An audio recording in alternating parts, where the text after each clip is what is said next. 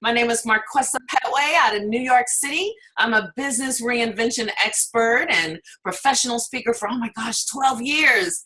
And I have the privilege of writing a column for Speaker magazine called Speaker Toolkit. And I like to interview the superstars in NSA. And today is no different. She's a friend. She's also in New York City. Mm-hmm. Her name is, I want to get this right, Jill Schiefelbein. Nailed it. Yeah, nailed it, yes. So let me tell you a little bit about Jill.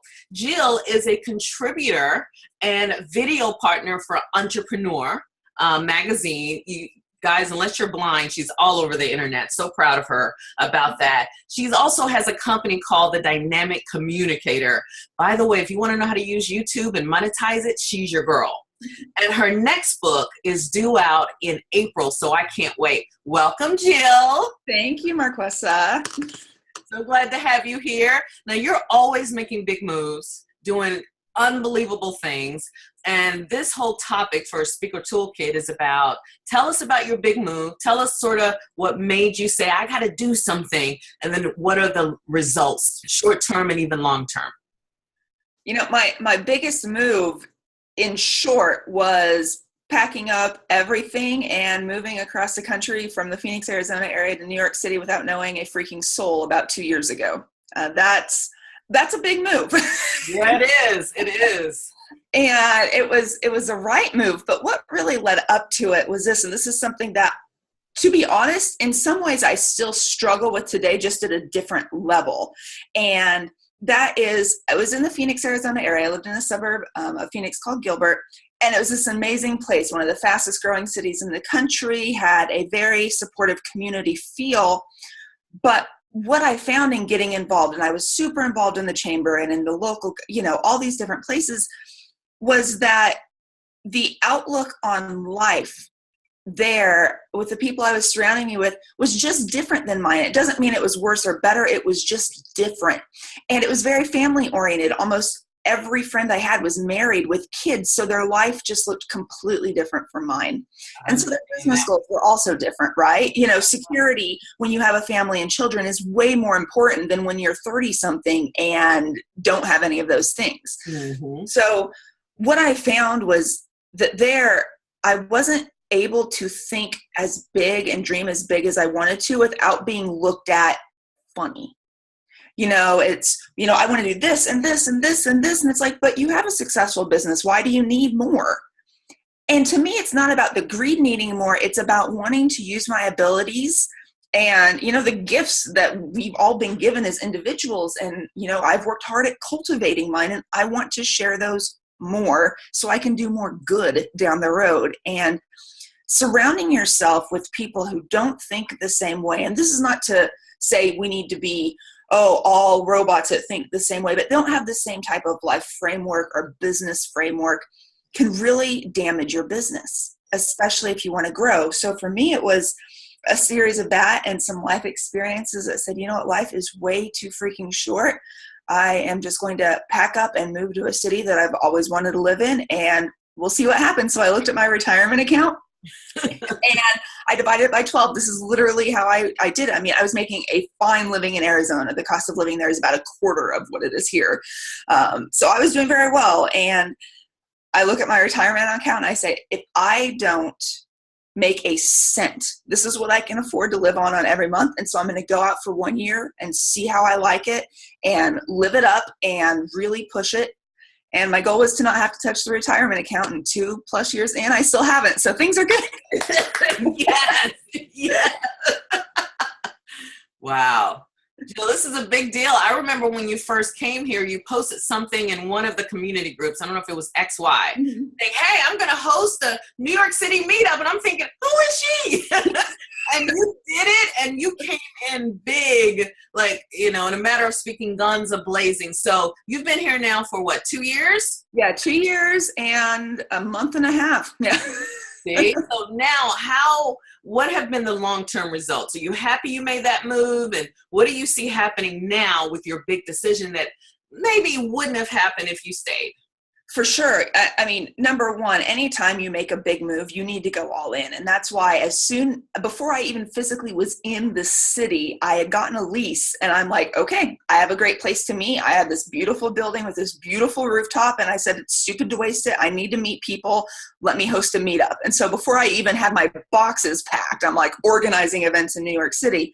But that's how I started growing my network. And for me, the first 2 years, I came in a little naive. I won't lie that I thought, okay, it took me about 6 months to really establish myself in Arizona by being involved. I'll be able to do that in New York too. Well, New York is a whole different animal. And people, if you're a newcomer on the scene here and you've been here 6 months, they're like, oh, you're a cute little puppy. I'm really not paying attention to you. No matter what you've done, right? Unless you're like this nationally recognized figure, it's just the truth, because people who have survived in this city for longer than, a couple years, there's a certain amount of hustle and there's a certain amount, I'm not saying anywhere else there's not hustle, because there's hustle all over the place. But in terms of this local market, it's just a different mentality that once you pass your year mark, you have a little bit of cred, like you've renewed a lease, that's big.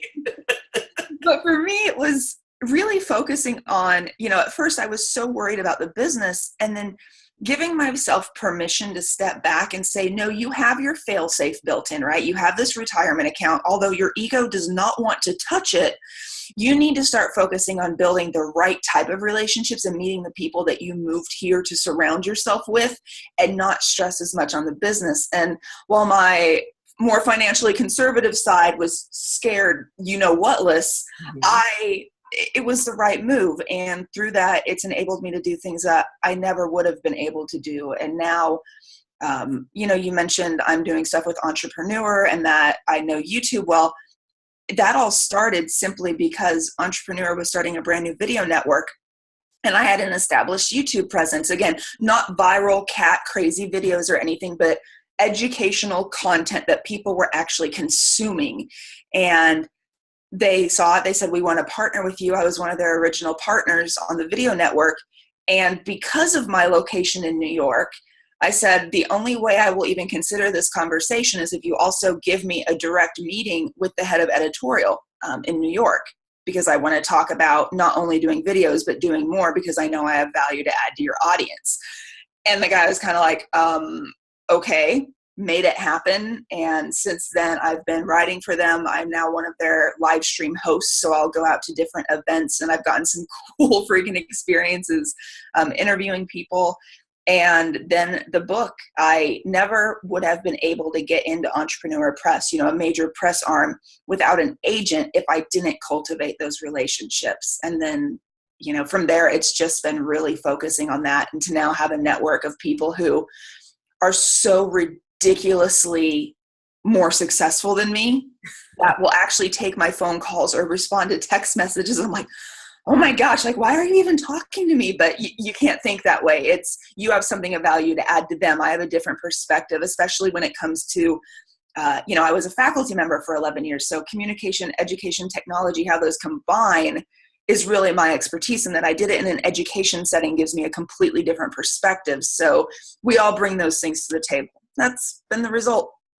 This is so good. I have to give you kudos. I've lived here. It'll be 25 years next summer of 2017.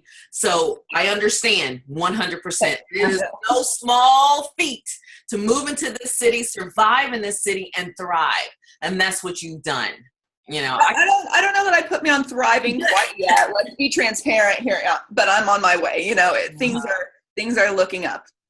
And you're right. There's a certain kind of energy in New York. We're all about the hustle. So this has been wonderful. Thank you for sharing this with your fellow speakers of NSA. And if folks want to get in touch with you, Jill, how can they do that? They can do, can I share one more piece of advice? Is that allowed? Please, go ahead. The other big move, and I don't think people talk about this as openly because it's not as sexy, I guess. It's that you have to invest in yourself if you want to grow your business. And that is the second biggest move I made when I didn't have the cash on hand. I said, you know what? If I want to go big, I need to invest in myself. And part of in my financial conservative side is like, no. The business side is like, you idiot, you have to do this. And so I pulled out the biggest credit that I've ever charged before and said, no, I have to do this, because if I don't go to the top, to the person who is doing what I want to do better than anyone else, then I'm really not that serious. Mm-hmm. And doing that and figuring out a way to make it work financially was a big move, and it's one people don't talk about because it makes you a little vulnerable, right? Like, I invested money that I didn't really have and I found a way to get it on credit, ooh, that's sexy.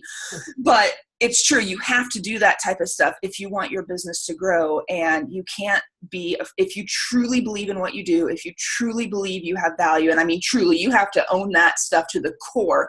Mm-hmm. If that's the case and you're not investing in yourself by getting the help that you really need to grow, then you're not in this, and you need to get yourself in this. Do you guys hear that? This is so true. You are speaking my language. I love it. I love it. And something else you've done well, Jill, is you're engaged in the NSA community. A lot of folks become members, but they don't show up. They don't go to any of the national conferences, national meetings. And then they say, well, but I'm not growing in my business. And I'm thinking, because you're never around. And you just mentioned surrounding yourself. I know you're part of a mastermind with an NSA. You're busy and active in our local chapter of NYC, and you put yourself out there. So I see, you've already accomplished a lot. I can't wait to see what's going to happen over the next 5 years. You guys need to watch out. Well, thank you. And there's some good stuff coming in 2018, so I've heard, but I won't say much more than that right now. All right. Well, how can folks find you? So really, look up Dynamic Jill. My last name is a pain in the butt, so let's not go there. But if you look up Dynamic Jill, look at the Dynamic Communicator, you'll be able to find me, Facebook, Instagram, Twitter, LinkedIn, website, whatever it is. But please do connect. And if you have questions or whatnot about anything that we've talked about today, or anything else that you've randomly heard that I can communicate about, sure, feel free to reach out to me. I'm happy to communicate.